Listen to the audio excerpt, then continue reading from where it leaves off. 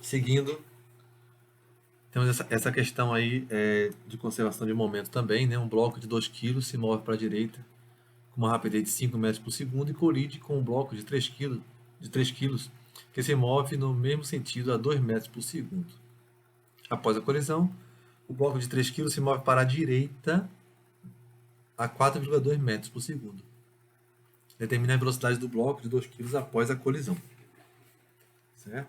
Então, colisão conserva o momento linear, porque as forças envolvidas são forças internas. Então, o momento linear inicial, formado pelo sistema, que é o sistema, né? É formado pelos dois corpos aqui, esses dois blocos. Então, o momento inicial vai ser, vamos chamar essa direção aqui de direção X, certo? E como a direção está bem definida, então a gente não precisa trabalhar com a notação vetorial aqui não, certo? Deixa eu apagar esse, deixa eu ver se eu consigo apagar essa seta aqui, apagar tudo e reescrever. Pronto. Então nós teremos que o momento inicial vai ser igual a 2 kg vezes 5 metros por segundo, mais 3 kg vezes 2 metros por segundo. Então, isso aqui vai dar 10 mais 6, 16 newton vezes segundo, que é a unidade do momento, de momento linear. Naturalmente, positiva, porque no sentido aqui, certo? Essa anotação, lembra, né? Aqui não é correto botar seta, porque senão eu teria que botar os unitários aqui, certo? Aqui já estou levando em conta que é unidimensional, que eu estou analisando a componente x, que é a única aqui. Esse problema não vai ter nenhuma outra componente, né? Então, a gente representa sem a setinha em cima. Tá? Momento linear final. Então, ele diz que, após a colisão, o bloco de 3 kg se move para a direita a 4,2 metros por segundo. Então, aqui nós teremos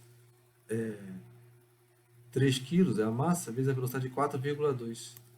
E aqui, ele quer saber qual é a velocidade, né? Você vai ter a massa 2 kg e a velocidade eu vou chamar de V final do bloco, esse bloco aqui, tá? Então isso aqui vai dar o quê? Vai dar 2VF mais 3 vezes 4,2 dá 12,6. Certo? Também Newton vezes segundo. Então, como o momento inicial é igual ao momento final, certo? Porque, aí poderia explicar aqui, né? Não há forças externas, o somatório das forças externas é igual a zero. Então, nós teremos o quê? Que 16 é igual a 12,6 mais 2VF. E daqui eu tiro que VF vai ser igual, portanto, a 3,4 sobre 2, que é 1,7 metros por segundo. Observação. Poderia acontecer desse momento linear final aqui desse corpo de 3 kg ser maior do que 16. E aí esse VF seria negativo. O que você estaria indicando isso? Que esse corpo daqui está, no final, se moveu para a esquerda.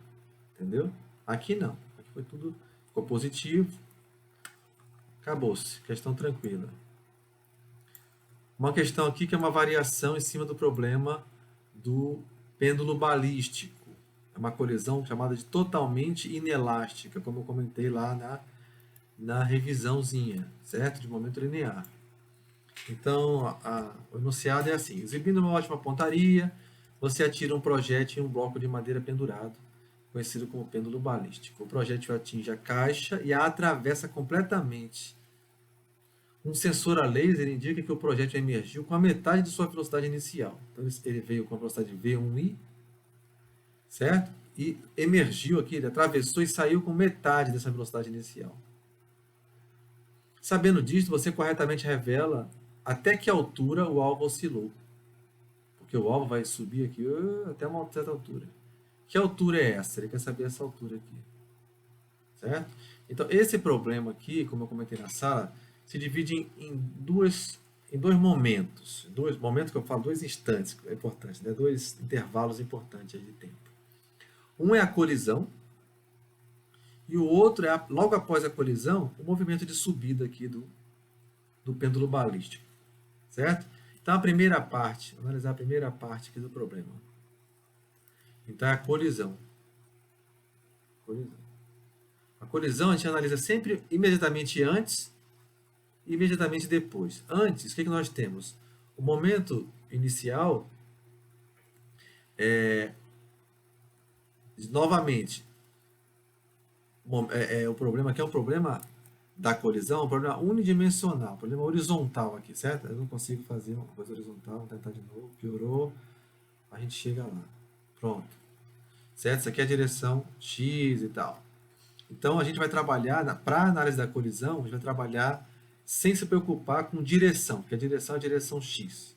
Então eu vou usar uma notação diferente, então não vou botar setinha aqui, certo? E aquela notação que a gente está interessado só no módulo e eventualmente no sentido. Então o momento inicial vai ser carregado pela bala. Quem é o sistema? É a bala e o pêndulo balístico, M1 e M2. O momento inicial vai ser M1 vezes a velocidade que ele carrega, que é V1i. Acabou-se. Após a colisão. Após a colisão é logo após a colisão. Logo após a colisão, o pêndulo balístico saiu com uma velocidade V2 e a bala saiu com metade da velocidade inicial. Então, após o momento final, então vai ser igual ao quê? A M1 vezes V1i sobre 2 mais M2 vezes V2, que eu não sei quem é. Na verdade, bom, eu vou descobrir agora aqui, vou relacionar com a velocidade inicial ali. Então, como momento inicial é igual ao momento final, de novo, porque o somatório das forças externas é igual a zero, você fala, mas tem esse cabo aqui que vai fazer uma força. Sim, mas esse cabo aqui, ele vai fazer uma força que vai ser relevante no movimento seguinte. Mas nessa análise aqui, imediatamente antes, imediatamente depois, essa força de tração aqui ela é irrelevante por dois motivos. Por ser pequena, e mais importante ainda aqui, é pequena comparada às forças envolvidas na colisão, certo? As forças de colisão são sempre muito intensas. Então, a análise de colisão, a gente costuma dizer que conserva sempre o momento, imediatamente antes e depois. A força externa ainda não foi suficiente, quer dizer, ela é pequena para alterar o momento linear durante a colisão, que é rápida, percebe? E envolve forças internas muito intensas. Força interna não altera o momento linear, então ele se conserva. Além disso, a força de tração aqui, ela é vertical, né? Ela não vai influenciar jamais a conservação horizontal. Então, vamos seguir. Então, vou igualar, você vai ter que M1 V1i igual a M1 V1i sobre 2 mais M2 V2. Daqui a gente tira o quê? Que M1 V1i sobre 2, passando para o outro lado, né? Igual a M2 V2. Então a gente tira o V2 em função das massas, né? V2 vai ser igual a M1 V1i sobre 2 M2. Certo? Então, isso aqui é a velocidade dada em termos das massas e da velocidade inicial da bala. Tá? Que supostamente é conhecida. A resposta é função dessa velocidade. Ok? Bom, essa é a velocidade inicial da segunda parte do problema. A segunda parte que eu vou fazer aqui do lado, segunda parte, é a parte do pêndulo, movimento pendular.